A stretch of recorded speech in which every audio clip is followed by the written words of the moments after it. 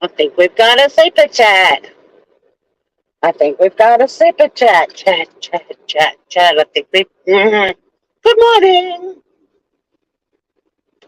Welcome to This Week Airlines, the world's only airline where you need to bring your own seat. I know. What on earth? People say, but if you've got a recliner that you love, you can bring that. You also need to bring your own seatbelt, life jacket, snacks, beverages, air masks. What else? Just doing a quick pre-check takeoff. We have lip balm. I have a beverage. I also have snacks, but that's for work later on. It's a pleasant 10 degrees Celsius here in Tasmania. I think we're heading for a top of 18 today. Cement shoes. G'day, Groover. Flight 715 to Paris. Monday morning vent incoming. Oh, now I was going to see how I go with my prescription sunglasses.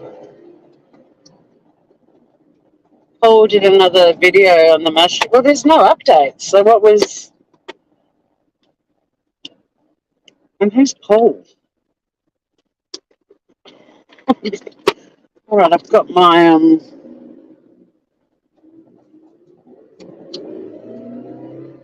Oh, is Paul the live from my sofa dude? I've got my prescription sunnies on, and so far so good. There haven't been any updates, so we'll be expecting some kind of update, I would even think this week, based on the estimation of how long it would take for the forensic testing to get back. But that's one of the reasons I haven't been live about it, because there's no news. None. It is Sofa Guy. Yeah, sorry, I forgot his name escaped me momentarily. At least you didn't say the other one that gets people timed out on this channel. But this is the Australian Controversial Drama Channel. And the topic this morning is trivial shit that bugs you and gets under your skin and you can't get rid of it and you need to vent about it before we arrive in Paris in about 35, 40 minutes. Might be a bit longer because I left a bit later than usual. Just cannot get my shit together on Monday morning. Well, I can. I just don't want to.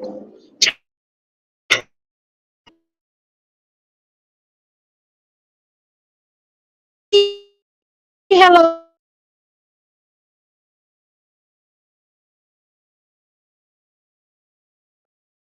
A faff around on a Monday morning. I've actually been approved for my Monday mornings to be work from home days starting in November, which is so awesome. We've got an intern at the moment that we're training, and she's in on Mondays and Wednesdays, and I'm only in on Mondays. So today is a training day for me with McCullough, but I'm going to be able to do work from home Mondays instead of Fridays, and I'm actually really excited about it because if I was working from home today, my computer would already be on and I'd be on a beach walk heading home to eat some breakfast, and I'd probably start work at 8 instead of 8:30 so that I could finish at like 4:30. So yeah, I'm pretty excited about that because I thought it through. I go to the office on Tuesdays and Mondays and Tuesdays at the moment, and I work from home on a Friday. But we have a full team in on Mondays. Like, everyone is in the office, and there's only 4 of us, plus our new little intern.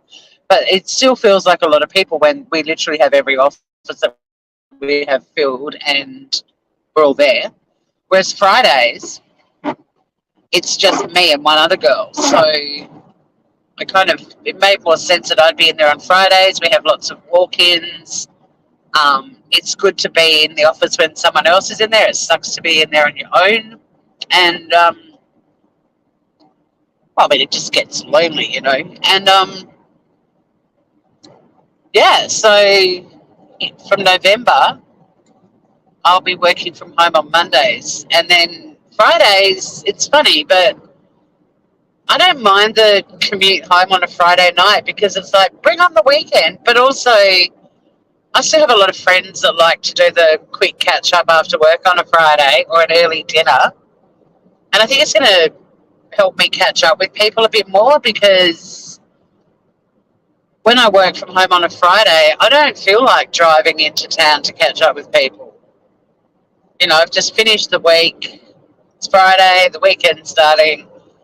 I don't want to go to town. Whereas if I'm already in town, I'm more likely to go, yep, bring it on, catch up with some people, and then tootle on home. So, yeah, I think it's an all-round winner.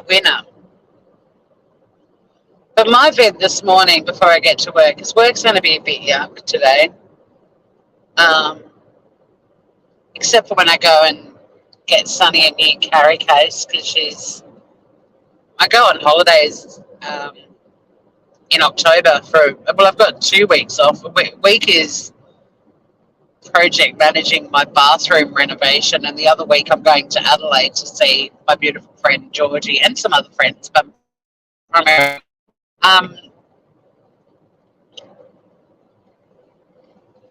Sunny is going to be going to the Cat Hotel, and she needs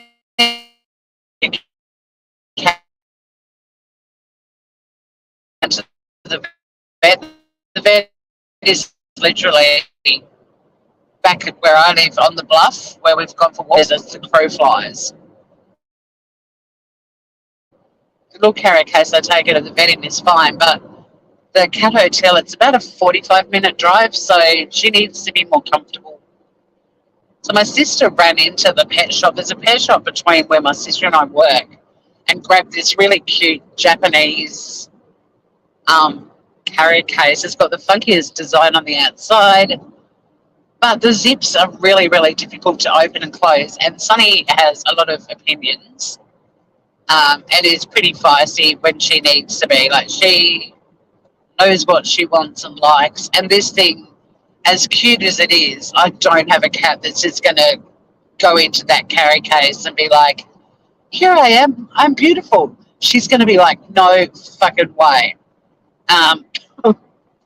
So I have accepted that the cute little Japanese style carry case isn't the one for Sunny. And also, it's a bit small for her too. My sister grabbed the smallest one, but she's going to be getting your traditional sturdy top and front access carry case like Biscuit used to have. When Biscuit died, I left the carry case with the vet. I just didn't want to walk out of there with an empty case, and I never got it back. I figured they could use it, you know. In fact, the vet, when you've got an appointment with the vet, you can run around and pick up one of their carry cases and run home and get your animal and take them back in it. You don't even have to have a carry case. But to go to the Cat Hotel, Sunny Bum will need one.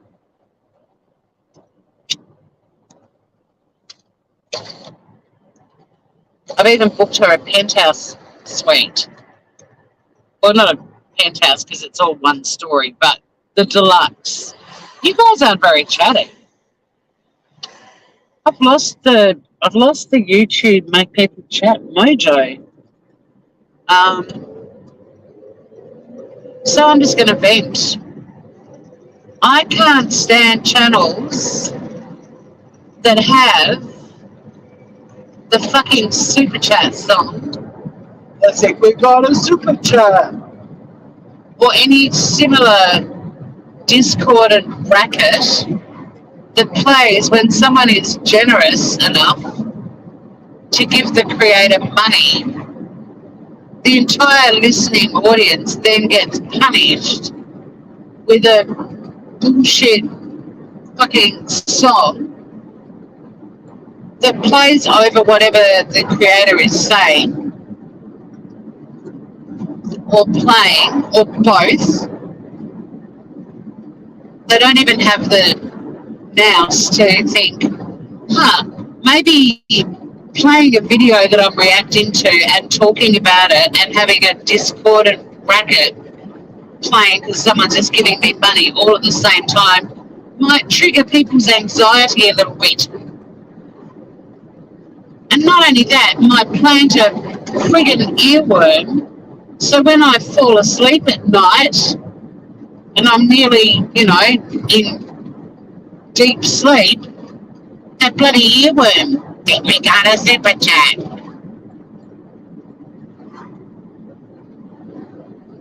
I think we got a super chat. I mean, you know how I operate. If it's safe for me to read it, I can. People chat to me all the time when I'm driving. I just say to them if I don't respond, it's because I'm on a highway and I'm putting road users' safety and even my safety before reading chat. But people chat all the time when I'm driving. And that brings me to my next vent, actually.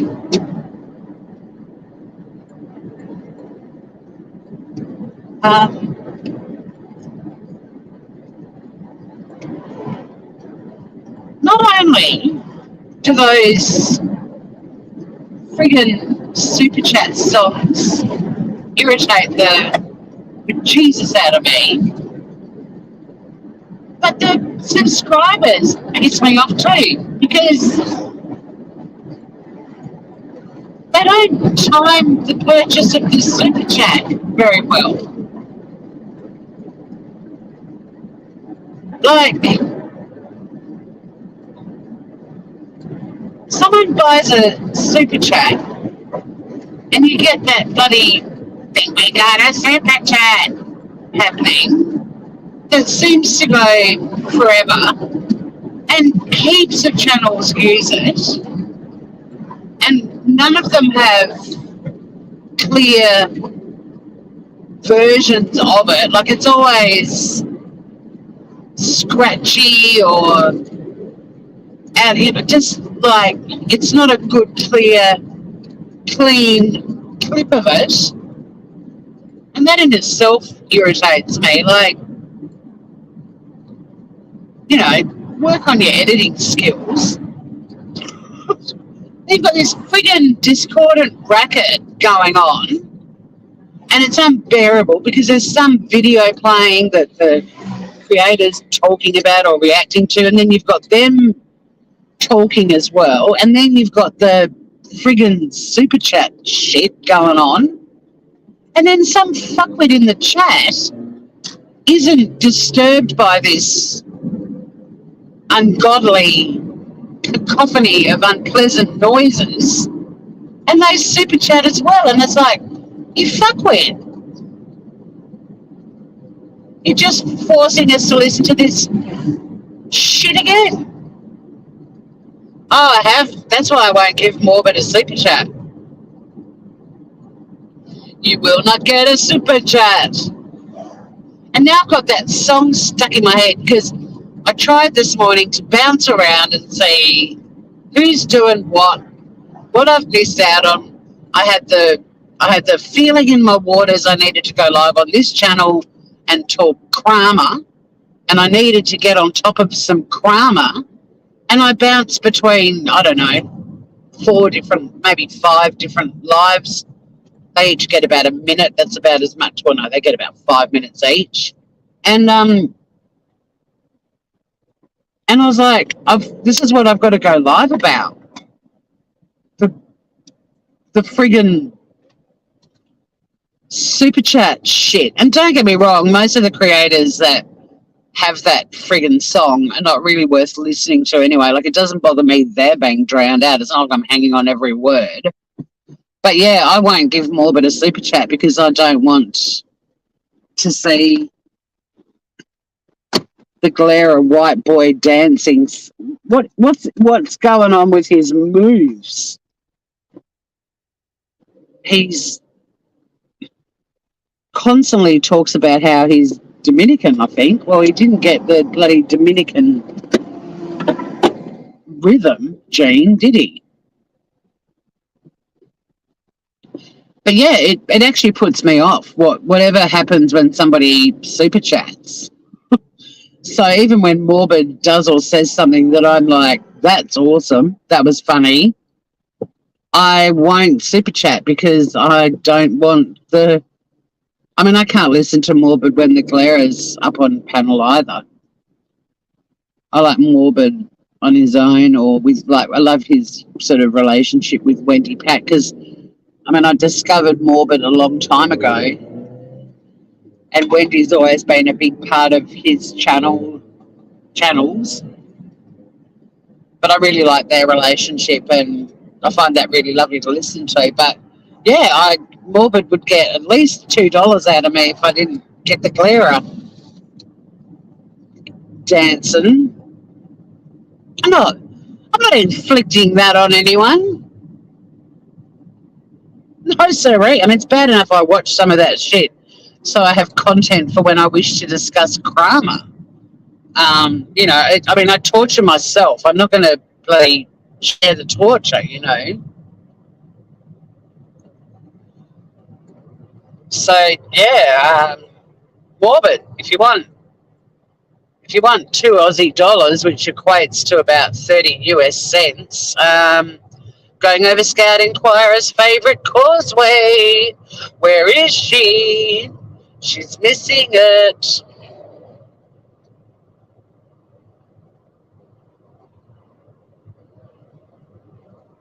But yeah, that's my vent. And I want everyone else to offload the trivial shit, the little annoying things that that happens in the, well, I mean, there's mountains of big things, and we do cover many of those. Today's about the little shitty things that make you want to punch a wall. And I'm a pacifist.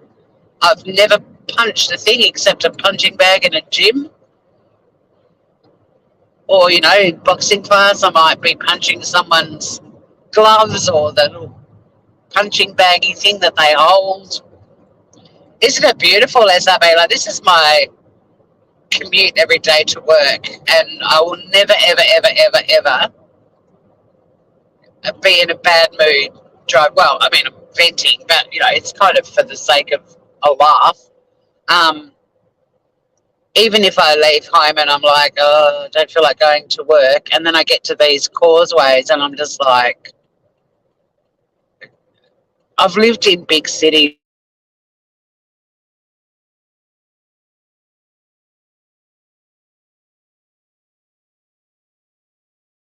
And you just bumper to bumper crawling along and there's just grumpy people in every car. This is like going on a road trip. I don't know Ohio very well. When I lived in the States, I did travel around a little bit, but I didn't get to Ohio, so it's got to be more exciting than Iowa, though.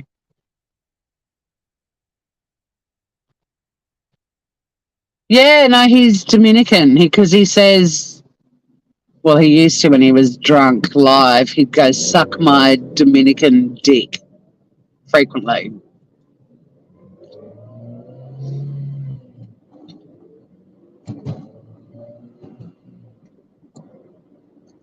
But he didn't get the rhythm, Gene. I mean, racial stereotype right there, but it's a good one. I'm all for the positive racial stereotypes. And yeah, that dancing earned him a spot in White Men Can't Dance Duh, part 2. Second causeway. Yay, yay, yay. This is the one that's got the really munted fence. We had some crazy wind the other day, and one of the fences decided it was sick of being upright and has warped itself again. Frequent occurrence. Ohio, mostly farms.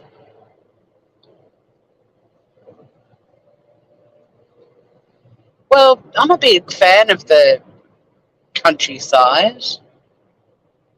I mean, I love down where I live because you've got the coast. Oh, actually, it's Scout's favourite. Oh no, it's this one that has the munted fence up the end. Um, yeah, so we've got like coast on one side and then dairy country and farms on the other side. So yeah, up here the fence is on a bit of a lean, pretty crazy, bendy. Been like that for a while too. No one's really in any hurry to rectify that situation. Just put a bit of orange ribbon along it, and if anyone still somehow manages to, I don't know, walk up it and end up in the drink or a car or whatever, well, did we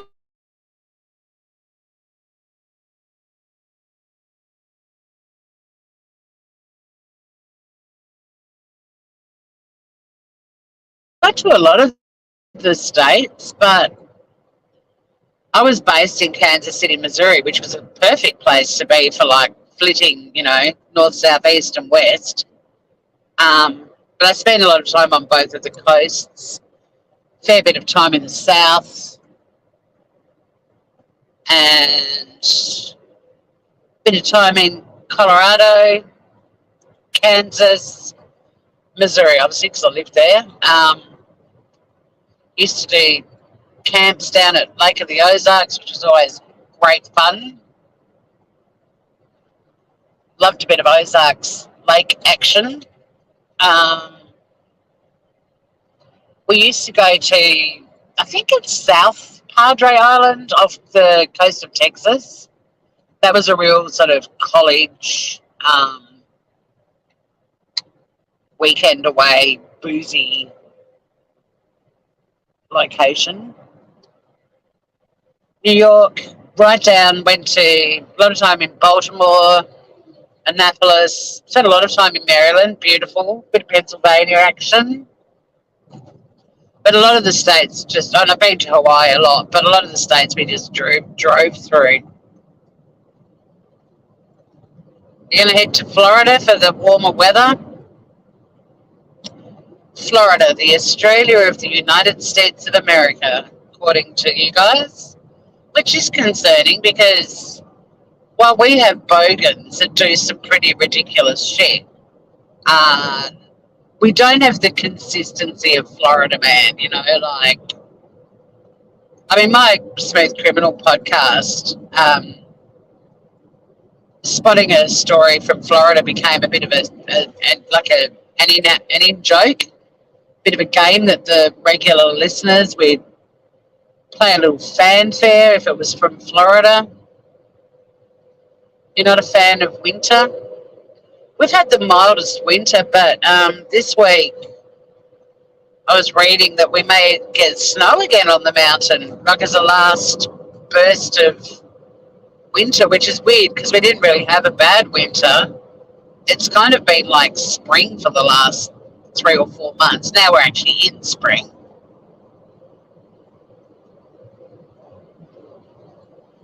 Yeah, Florida man, endless source of entertainment.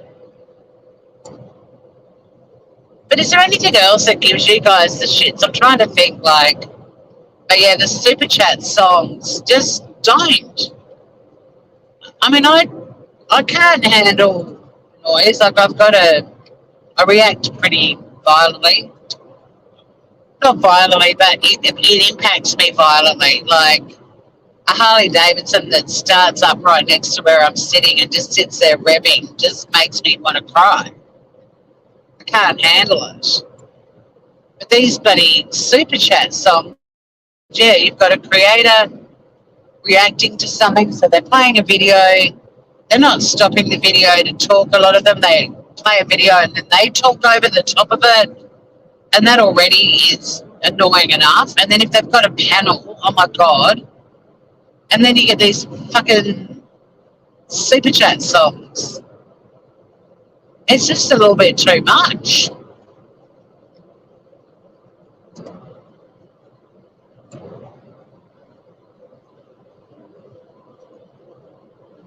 And then you end up with not only do you have the misfortune of hearing it, but then you end up with the bloody song as an earworm. I mean, I'll probably be walking around the office today going, I think we got a super chat. And then I'll just want to punch myself in the face.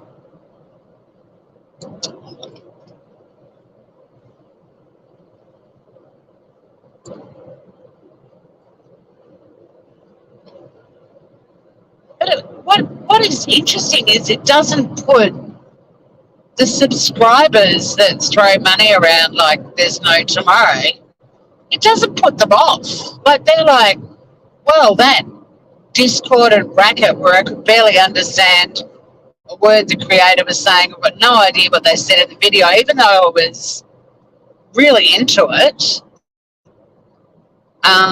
Missed all of that. And, you know, when they leave them on when they're doing like true crime cases or they're streaming a trial,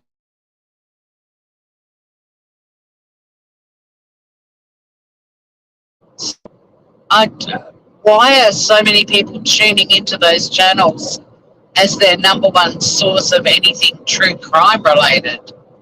It's like a fucking circus.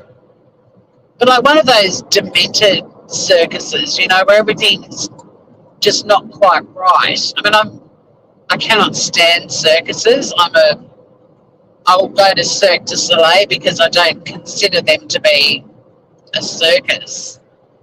But you know when you hear that weird sort of circus music that's all just a little bit off kilter and a bit out of tune, and it sounds like a merry-go-round is out of control and people are flying off it and getting flung all over the place, and then there's all these sort of crying clowns, like they've got happy face makeup but they're crying and it's all running down their faces, and ugh. And people are rocking up going, I'm into true crime. I love me some true crime. And they're the channels they're choosing to go to, and it's just like, it's too much. Crime is, you know, there are people, there are actual victims that have been affected. Well, there's victims, obviously, but then there's all the friends and family of the victims too. And they've got these channels that don't give a flying fuck about respecting. They're talking about respecting the victims while they've got all that shit going on, while they're talking about victims. I don't think you respect victims. If you did, you'd turn that shit off. If I had a murdered child and there was a YouTube creator covering my child's murder and people were giving them money and the friggin' glare is popping up dancing or that friggin' Superchat song, I would be horrified. I'd be horrified.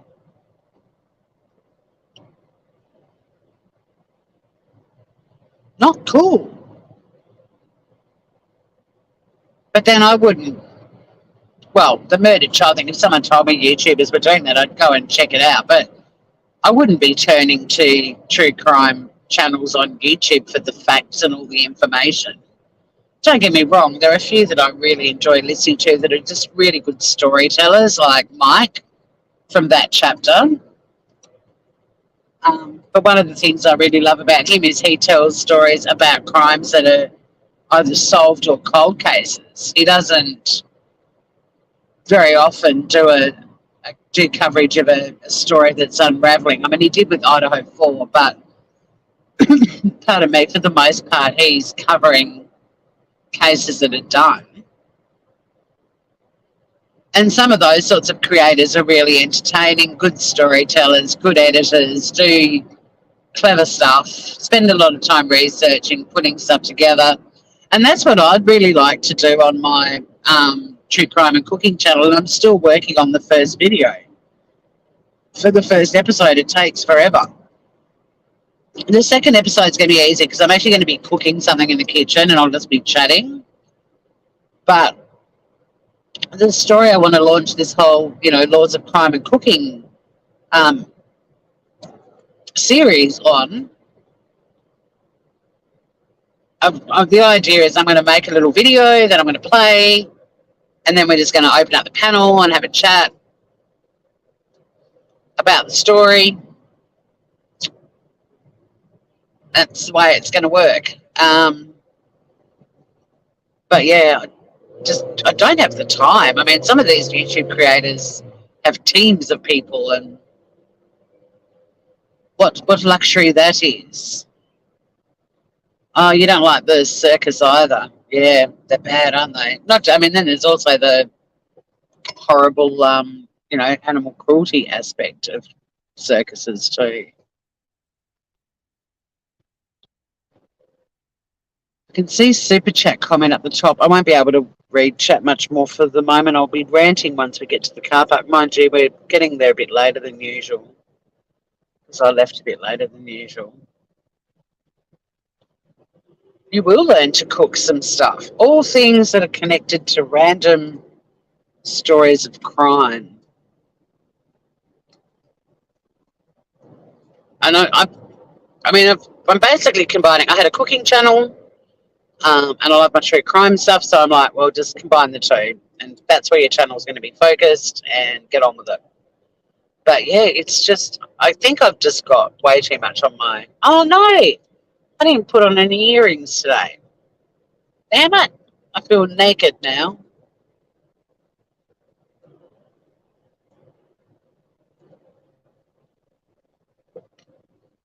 And I forgot earrings the other day, but I had an emergency pair. Well, not an emergency pair. I had a pair that I'd taken off and popped in my little wallety purse thing. And I wore them that day, and then I took them off and put them where they belong, my little jewelry tub in my bathroom. So, yeah, I'm naked. I do not have on any earrings. Beef Wellington is definitely going to be on the menu. Yes, it is. Um, However, it will be on the menu when we have some sort of outcome. But yes, there will be beef Wellington to be cooking. Do love me a bit of retro cooking. The first one that I'm doing, I'm not actually cooking, and you'll discover why when I do it. But I will be eating. Not a lot, because I'm not an ASMR channel, and also people who eat on cam with their mouths chomping away on food while they're talking, aka Molly Golightly, just no.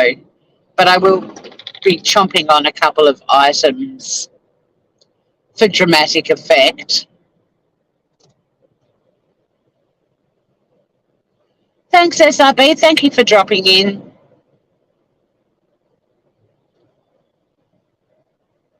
Where the fuck's my super chat? Oh, that's right. I'm not monetized. Have a good day, night, whatever you're up to. Still the weekend for you. God damn you. Sucks being in the future. Monday morning. The morning commute is happening.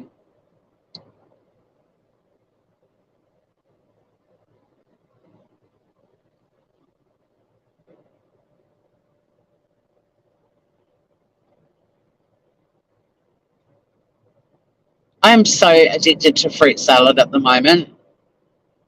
I started craving like hardcore salads and fruit in the middle of winter, because it just wasn't a cold winter. And all of those sort of comforty winter meals, I was making them because I'm like, it's winter. It's when you have chicken and mushroom pies and mashed potato and green beans and, roast chicken and big pots of curry. And I was just like, I just want to eat salad and fruit. Molly is a mess, and a pig too. Very bad food etiquette. Probably the least of our worries, really, when it comes to MGL, but even so. Not the daintiest of eaters.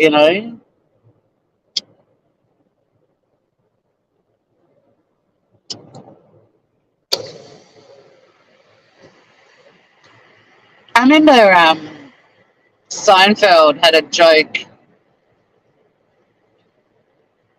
along the lines of, when you're an adult and you start to wear pants with an elasticized waist, that's when you know you've given up. And I feel like on YouTube, when creators start shoving food in their face and talking with their mouths full and fully cammed up for all the world to see, then that's when they they've given up, where they don't give a fuck anymore. Because I mean, it's not nice to watch. Looks like it's just you and me, cement shoes.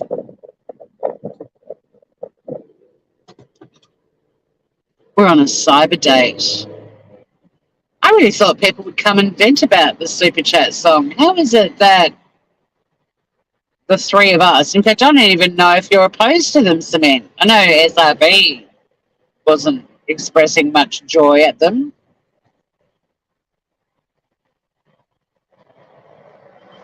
I feel like if I had my time over on YouTube, like if I got to know what YouTube was like before I started a channel, I think I just would have started a channel called The Misfits, because hundreds of people don't have an issue with the super chat shit. They just sit there with all that racket going on. Half of them are probably wearing headphones, so it'd be even worse. And they're all just loving it. And to me, I'm just like, oh, this is unbearably hideous. Me, no liking. But to hundreds of people, not a problem. And on top of that, they hear it. They hear it themselves firsthand. They're there in the chat. They hear it. And rather than think that was god awful, they super chat. They make the racket happen again. They're not put off by it. They're inspired by it.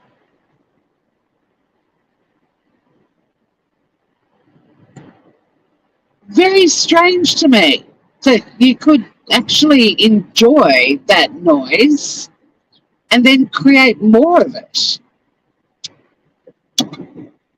Very odd. But the timing of people super chatting has always been a bit of an issue for me too. They annoy the hell out of you. Yeah.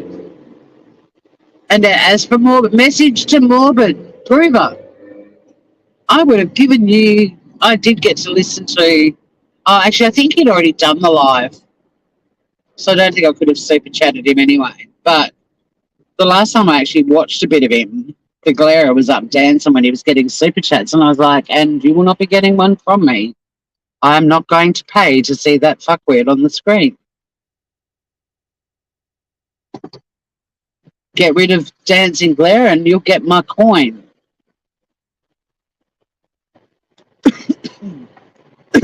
Pardon me.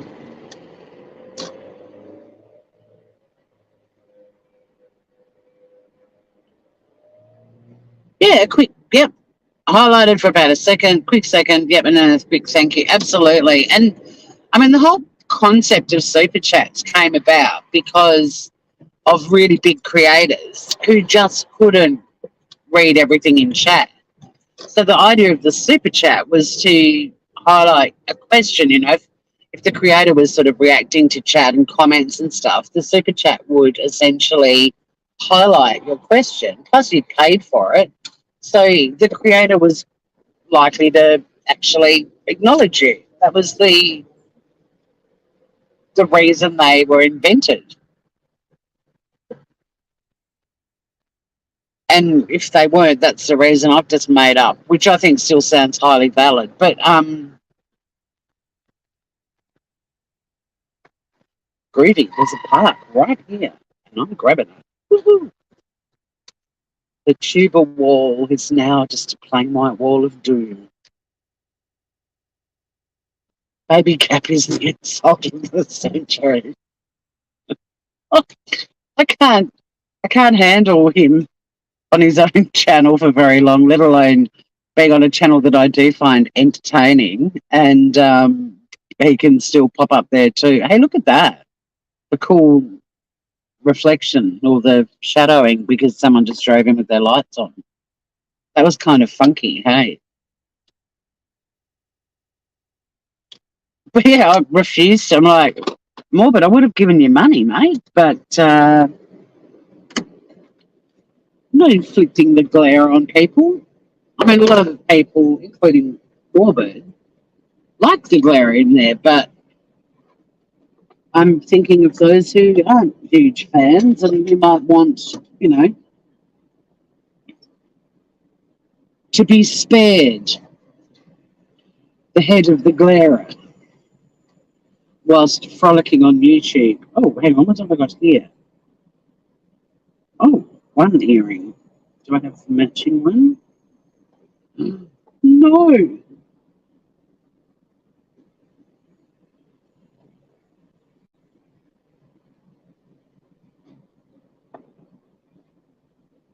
No, I can't wear one earring. That's worse than having none. I only had one piercing when I was younger because, you know, we were all at school still, and one of my friends was like, I can pierce everybody's ears. And she pierced one of mine, and I was like, that'll do. I'm not having the other. That was unpleasant. I think I'm going to get some sort of infection. I'll leave it. Thank you very much. As I didn't bother getting the other one done for a long time. I think I was probably at uni when I got the other one done. Actually, no, I think I had them both done by the time I went to America. But yeah, I was like, thank you, that was hideous, and go and torture somebody else. Please and thank you. I love my new glasses, but I can't stand the colour of the cases. They are. If you could, if you could ask someone to design the perfect baby poo brown, that's what colour the cases are. Disappointing. You pay a lot for your glasses. You want to get decent. They're good. They're really good, solid cases. They're just really ugly.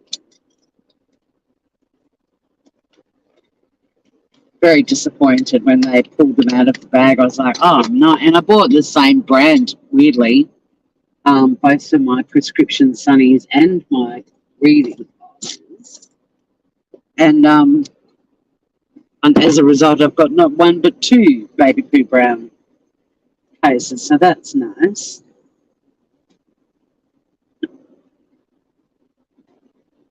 All right, I'm going to put some makeup on for a change.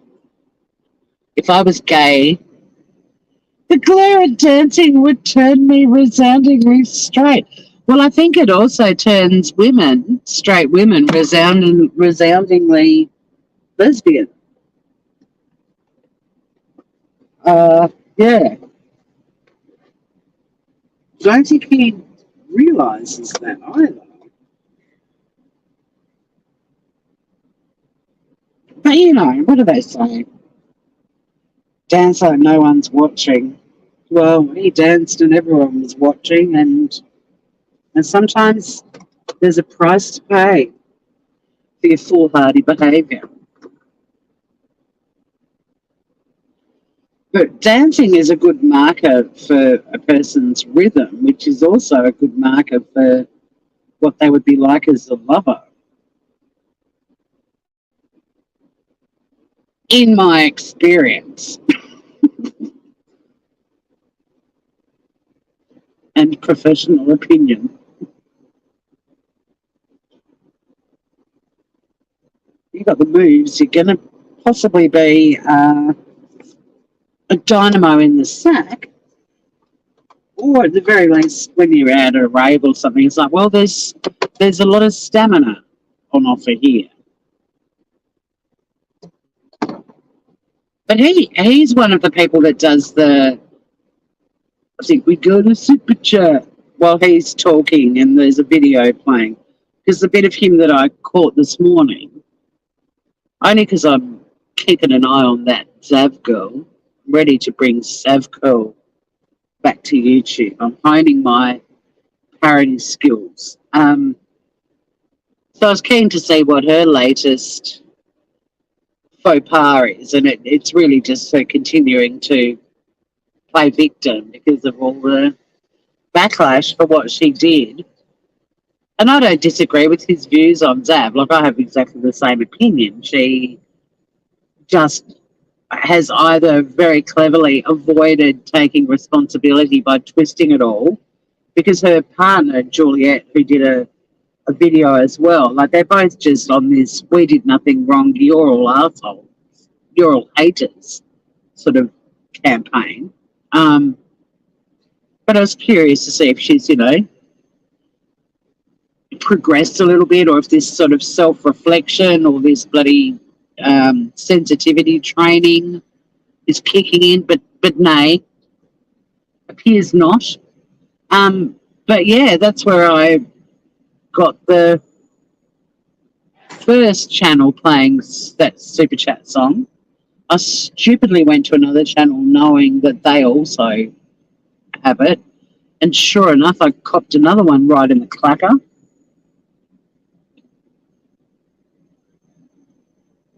But even, some of the graphics and the little dancing emojis and cartoons and stuff are pretty naff as well. It's not just the dancing Clara or the dancing Ryan Upchurch that's shit. Like, some of the animations are pretty shit too. But I agree. I mean, you can have a Super Chat show up. It stays up on the screen, depending on what you pay. It sits up the top and gradually the little timer ticks down and then it disappears. And yeah, it's worth acknowledging it, and especially if there's a question or a comment. But why? I'm back on the timing thing. Yeah, there's so many people that are in a live. The creator is doing whatever their topic is, and the chat is crapping on and whatever. And then there's that person that's like, you missed my comment, scroll up. And it's like, well, okay. And then you scroll up and it's got nothing to do with what you're talking about. Like, it's a derailing comment. Or you get the people that do a super chat when the creator has, and that's why I always make a point of saying I'm not actually on StreamYard or YouTube right now. I'm looking at a completely different screen. So I'm sorry, I won't be reading chat for a little while. They do the super chat and then they get shitty. They're like, you didn't see my super chat. It's like, well, time it. They just said they're going to the loo. And right after that, you super chatted them. They've actually told you they're going away from their computer.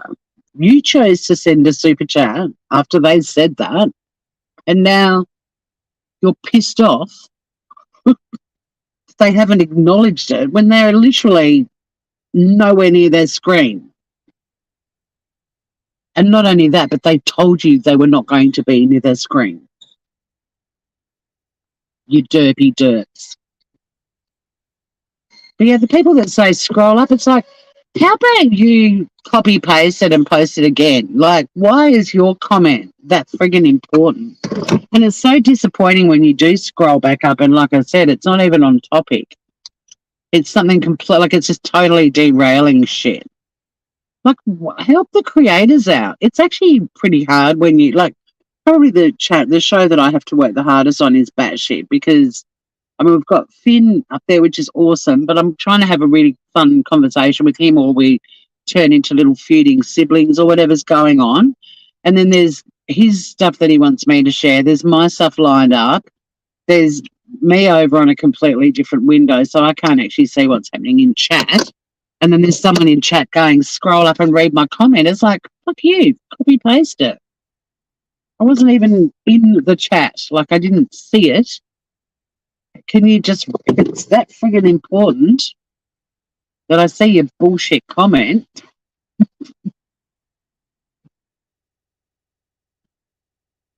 make it work for you too, Groover, you know, like,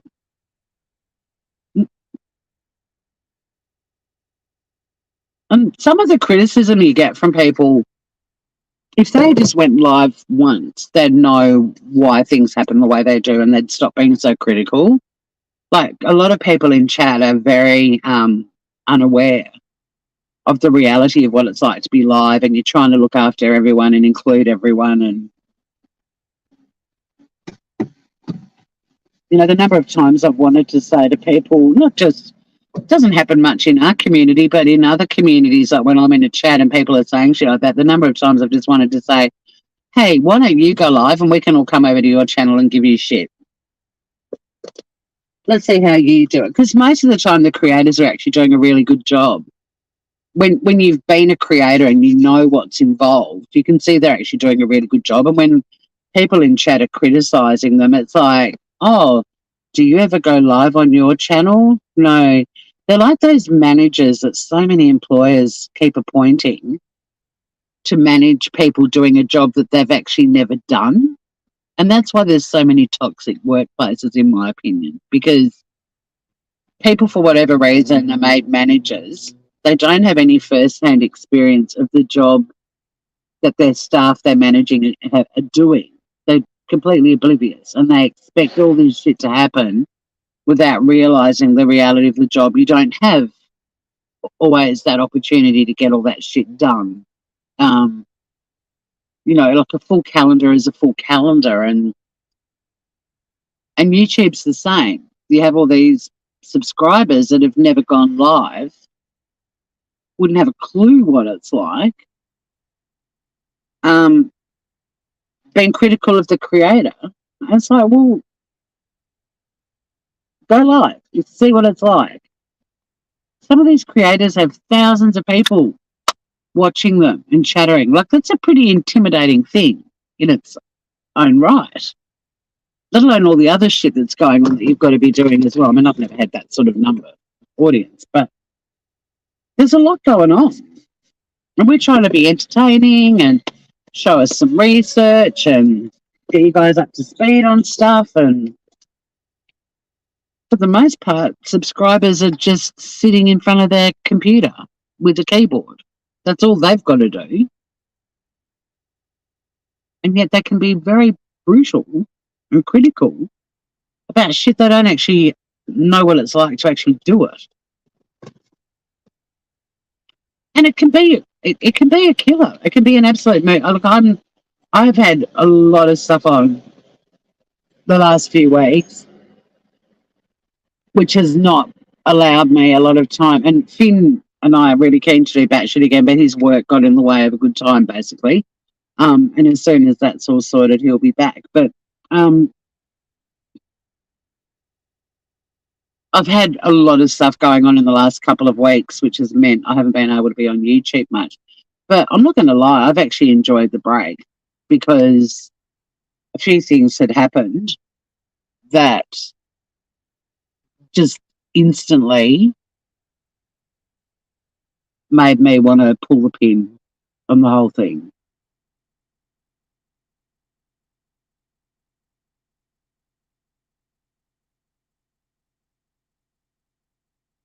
It's not a great platform for the highly sensitive person. Take a lot of what goes on personally and it can impact you quite significantly. And I needed a break. Unfortunately, life got in the way anyway. So I kind of had this unplanned break, but I feel better for it too. But yeah, it's not worth it when you get to a point you're going live and your own community is starting to impact your mental health as well. It's like, could be time to have a break or pull the pin. I'll never pull the pin. I love the platform and I really do cherish you guys.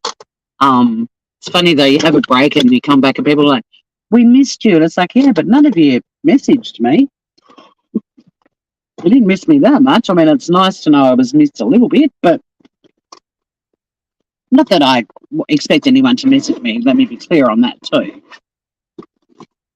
Yeah, but it's a complex thing. And at the end of the day, if people are going live just because they want to be entertaining and provide a place for us all to gather and hang out, you know, the amount of criticism and negative comments you get outweighs the positive stuff so much. And maybe this goes back to my original rant, which is about super chats. You know, maybe that's why so many creators do have that discord and bullshit, because they're making a big deal out of the people that are actually being positive. I mean, some people super chat to be assholes too, but maybe that's why they do it. That's their way of saying, look, in the sea of swill, you are the diamonds. Thank you. Here's a really annoying song that will be haunting you in your dreams for years to come. You're welcome. All right, makeup's done. No earrings is bugging me. Hello, Sav. Cement, I don't know, sweetheart. Like, it'll be up and there'll be a notification set. It's not, I don't know. I might be doing it on my own, but I can't commit to stuff like that at the moment.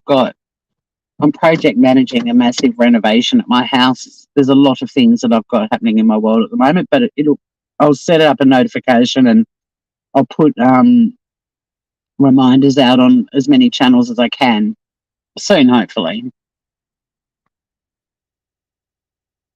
Yeah, PayPal makes more sense too. Beautifully said. Zav is a clueless, amoral nightmare with the temperament of a sullen child. Oh my God. He does have a ridiculously high opinion of himself.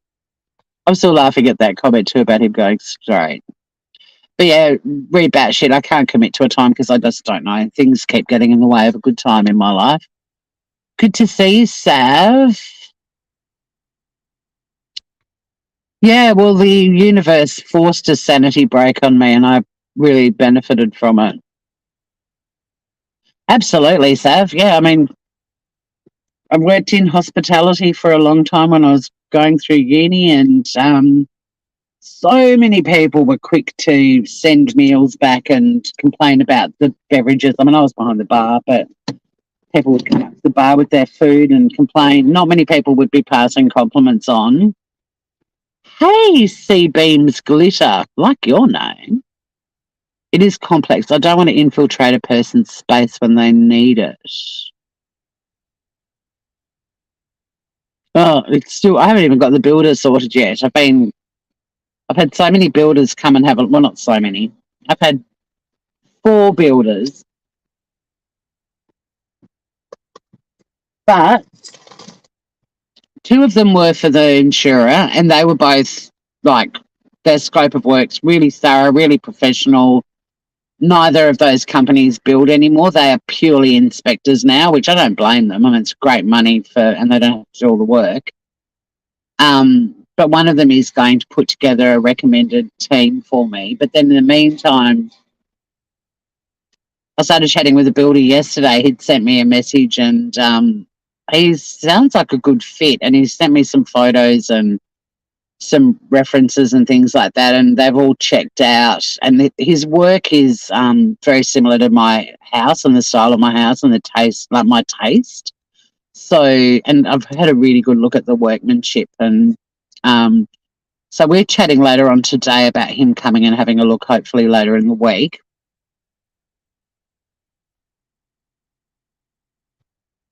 Me too, Sav. I'm all about paying it forward and complimenting and so on, because it's such a lovely thing to do, because people just get criticised so much. And we've had for the last few months at work, another reason why I haven't really felt inclined to go on YouTube is because work has actually been pretty depressing. We've had a lot of very hostile clients and not much gratitude at all. And we're a free community legal service. We can potentially save people anywhere between 5 and 10 grand's worth in legal fees before they have to actually engage a lawyer.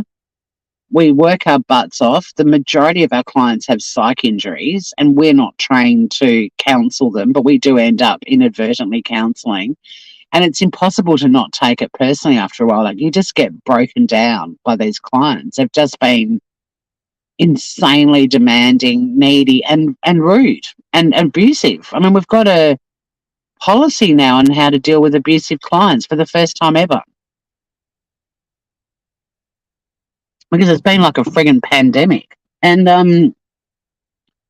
that little client that makes an effort to bring in some of their homegrown, home-pickled olives in a little jar for you as a thank you means the world, because they are rare. Sometimes I have you here see beams glitter.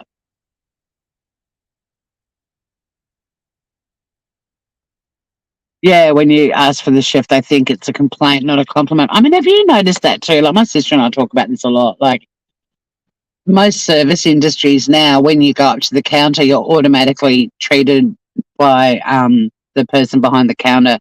They're already in a defensive mindset because they've copped so much abuse that they're just expecting you to be an asshole as well. And yeah, it's sad. Like, I can't remember what my sister and I were ordering, but we had a question about it, and it was a simple one because it was to do with my sister's allergies. But the girl was automatically defensive, and we were like, no, like, it's not a criticism. We just want to order this. We just have to make sure there isn't any stone fruit in the relish. But yeah, they're on in a defensive mode the whole time, and that's really sad too. Because when you do go into a shop or whatever and you're positive and cheery and grateful and thankful, you automatically get treated like you're going to be a Karen, and it's really hard to convince people that you genuinely are nice. It's sort of restricting some of my engagement with people now. Like, I'm becoming very transactional. I just go in, get what I need, pay for it, thank them and go, because trying to be nice or be that positive person that might brighten someone's day, it doesn't always work.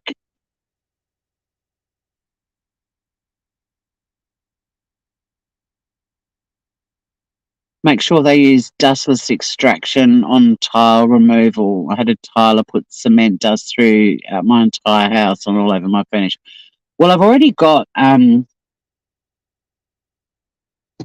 started to move things, but my house can be split in two. So there's a door that divides the house into two parts, and we're putting a lock on it. And basically, Sonny and I, it looks like, apart from possibly the first week where they pull all the shit out, we'll probably be living there while a lot of the later work is being done. But yeah, thank you. And I'll make a note to ask the builder I'm chatting to about dustless extraction. One benefit with my place is it's on stilts, and they have to pull the floor out underneath the house and check all the boards and everything under, like all the beams and everything under the house as well. I think there'll be more dust issues downstairs than upstairs, because I think most of it will end up going down below rather than through the house. But I will definitely look into that. You reported them. Yep, fair call. Oh, thank you, Seabeams. Yeah, well, it is. It's a thankless task, and we don't do it for thanks, but it makes such a difference when you're getting abused by, I mean, I speak to between 6 and 10 clients a day, and when 8 of them are being rude to you, or even 9, that one person that's grateful. And the other thing is the amount of pressure they put us under. They expect us to drop everything and help them. We've actually got a backlog. Like, most people are on a queue to get in to see us. At one point it was 2 weeks before they could see us. Now it's down to 1, which is awesome, but we've had to work our asses off to get it to that. I mean, the backlog used to be we would be able to deal with clients on the day they rang. But we've been so busy, it hasn't been like that for, nearly 2 years. But, like, I've helped a lot of clients, and they'll email and go, any chance you can call me today? I'm thinking about this. And I'm like, actually, I can't. There's a backlog and there's a queue, and you need to get to the end of the queue. Like, you're not paying us, and if you were, if it was urgent, we probably would find room for you, but we just can't. I mean, there's me and one other lawyer. That's it. And we're dealing with between 200 and 300 new clients a month, let alone all the ones that we're already looking after. So it's pretty full on. But yeah, we've had to actually just say to some clients, look, you know, back in the day, sure, I could have found a spot for you, but when I know there are people that have been waiting for a week to speak to us, it's not fair on them that you get to the front of the queue. So now any clients that email me directly, I just forward it to Dell and just say, can you add them on the list of people to book in? And I just send them a quick reply and say, I've forwarded your email to Dell. She'll be in touch to book in a time. And if they need to get help prior to whatever it is they need help with, then they need to speak to another lawyer. I mean, we can't fix everyone's problems.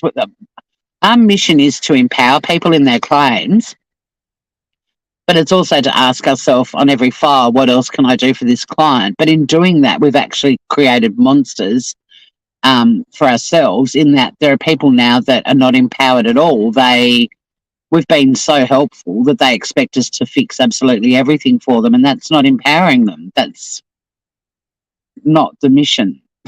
So it's weighing up that how much more do I do and make sure that when you do more, it's because you're able to and you've got the time to do it. But otherwise, unfortunately, they just have to wait. I asked for the manager once to put in a good report. The kid said they want to talk to the manager. You want me to tell them to die? Oh, he got fired when I told the manager I heard him. Wow. Well, that kid learned a lesson. They issued a warning. Awesome. But the cook still got his good report. Oh, it goes everywhere. Yeah, I'll be asking every builder about that. Don't worry, Sav, that's good advice. I'm actually speaking to the guy who built my house. He doesn't live in Tassie anymore.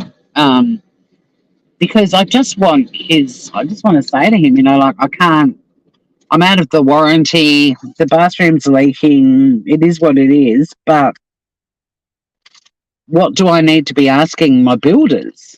I mean, I don't know the reason the building is the way it is. I mean, it could be because they fucked up, or it could be because it's a house on stilts. And unfortunately, when they settle, some things move. And the shower drain, I literally only had to drop 1 or 2 millimeters for it to start leaking. Like, it was that, And most houses, even they're built on the ground, when they settle more than a millimeter. So it was a disaster waiting to happen.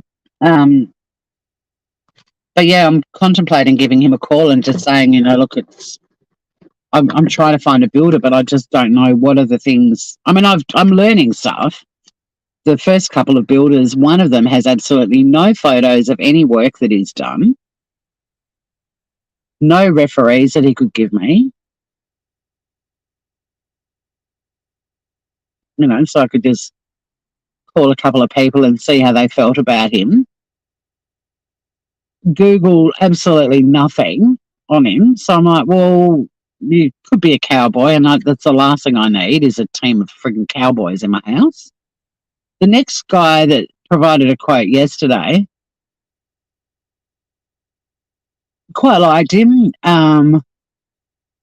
better than the first guy, because he actually had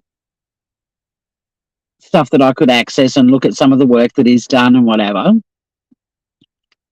But the style of what he's doing is just not what I want. And he even uploaded some photos yesterday of a deck that he's just done. And like one of the corner brackets, like the metal brackets that the wooden posts sit in, he put all these photos up. And one of them, the bracket is sitting sort of straight, but the post isn't. It's not sitting straight in it. And I'm like, why would you put that photo up? Like, I mean, I'm not that experienced, but I can see that if that was my deck, I'd be like, you're fixing that. That's fucked. What have you done? I want my post sitting flush in that bracket. Thank you very much. Especially where it was, like it was sort of the highest corner of the deck because it was on a sloped block. Like, it's probably the main weight-bearing beam, you know. Anyway, then his quote came in, and the benefit of the insurers is that they sent three builders down to do quotes, and they provided me with all three scope of works. So I've got a pretty good idea of the range of the cost. This quote came back in from this guy who'd said to me, oh, you know, I was raised by a single mum and I understand the importance of budgets and blah, blah, blah. His came in and it was 10 grand over the highest quote that I'd got. And I'm like, nah, the deck is fucked.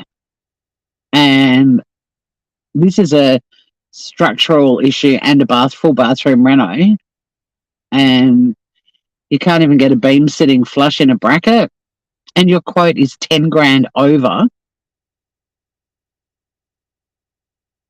the highest scope of works quote that was only done 3 months ago. Oh, yeah, we've got quite a few clients that have got, I've gone completely blank. We've got that lung condition from bench tops, stone and marble bench tops. What's it called? We act for a few, silica, that's it.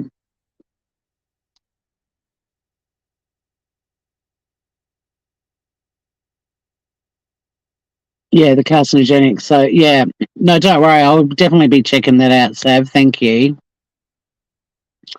We've got, quite a few clients, sadly, that have now got horrible lives ahead of them because of silica. So I will definitely be making sure that is on the list of things. Oh, no, I'm on top of that because that's potentially what caused the problem in the first place. I'm very on top of the water. Waterproofing is the most important thing on this rebuild. Don't worry about that.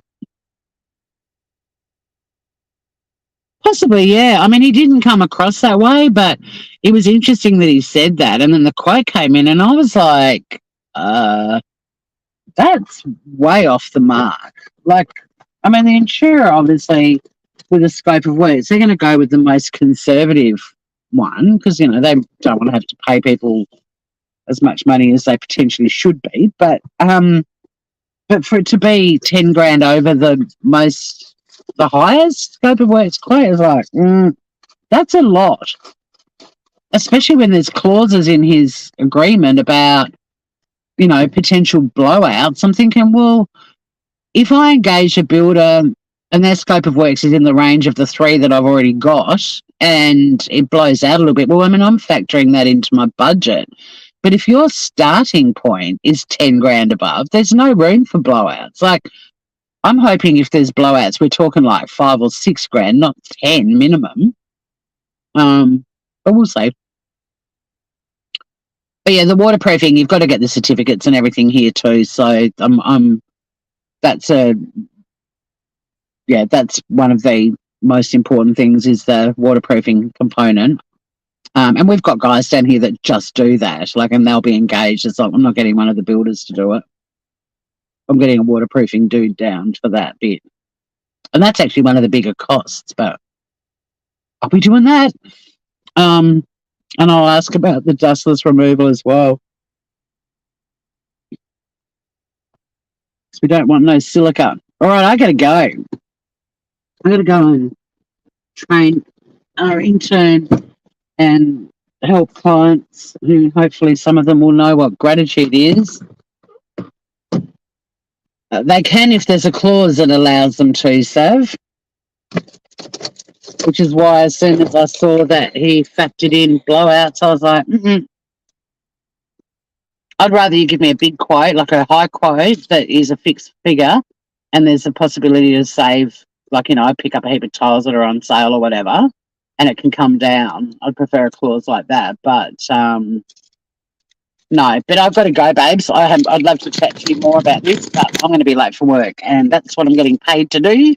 Have a great day, everyone, and thanks for the tip about the dusters. I'll definitely check with the guy that I'm chatting to today, and I'll see you all again very soon. Have a great week, everyone. Hang in there. Think we got a super chat.